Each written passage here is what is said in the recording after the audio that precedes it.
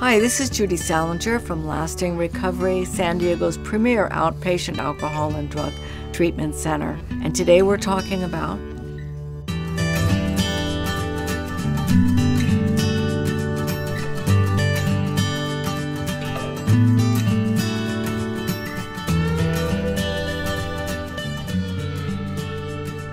So you get exaggerated rewarding response for teen brains, then you get the intermediate control circuitry, which is supposed to kind of like determine about risks and benefits, and then you get higher risk-taking behavior, and then if you get the wrong chemical, next. And then this is the graph I wanted to show people to finish this portion, which is a simple parallel between deaths from opiates and prescriptions, or excuse me, sales of opiates. If you don't remember any other graph, this is the period at the end of this decade. Deaths, sales, parallel line. Next slide. And so here's where we get in 2014. Oh, no. That this is unfortunately all too common. So let's briefly talk about history. So that's how we get here. Hopefully everybody has a little bit of an understanding of some of the historical forces that get us here. And sadly, that may continue to ripple into the next decade, because let's say your teen wound up going through treatment twice in his 18, 20 range, right? And then let's say he gets kind of squared away, but then he needs a hip surgery when he's 50.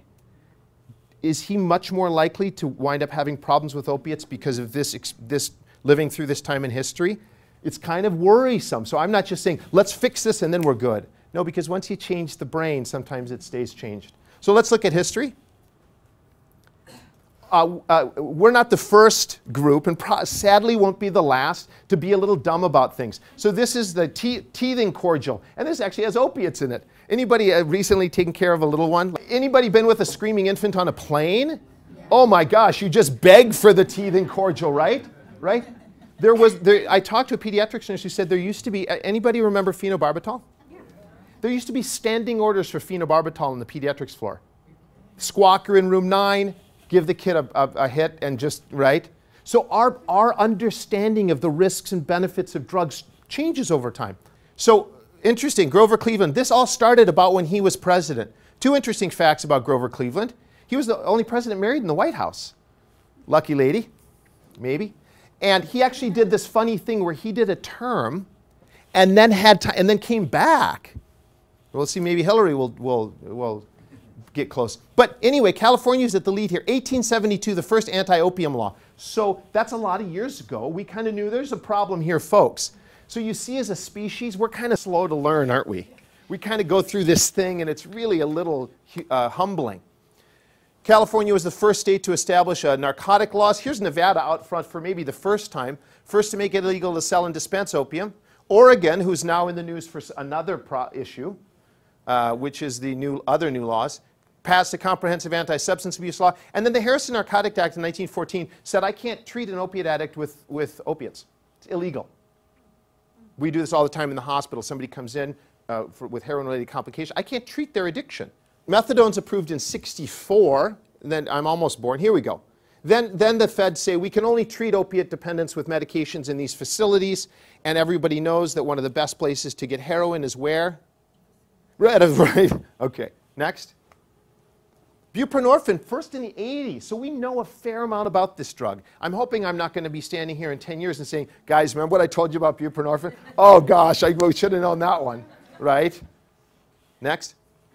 So it's an injectable pain medicine. Naltrexone is another treatment for opiate dependence, not widely used. It's much more widely used for alcohol addiction. Next slide.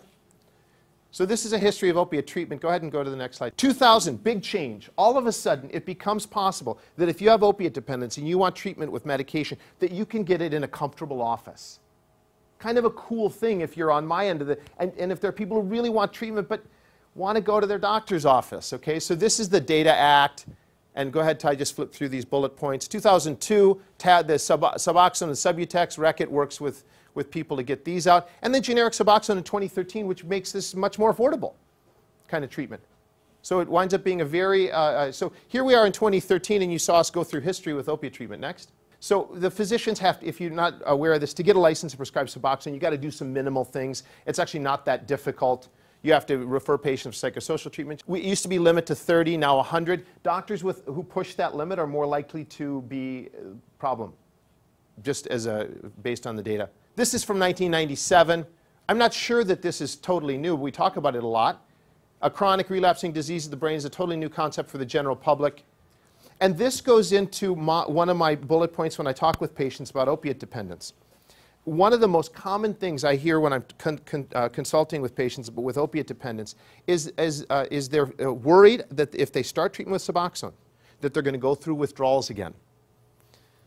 And of course, people with opiate dependence, and we'll get to this, have a tremendous sensitivity to short-term consequences because that's part of being in early recovery or recovery at all.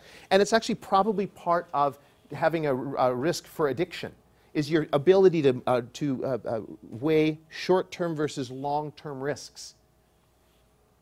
But if you have a chronic relapsing disease of the brain, might you, and I'm challenging the paradigm here, we don't encourage people with bipolar illness to taper off their lithium.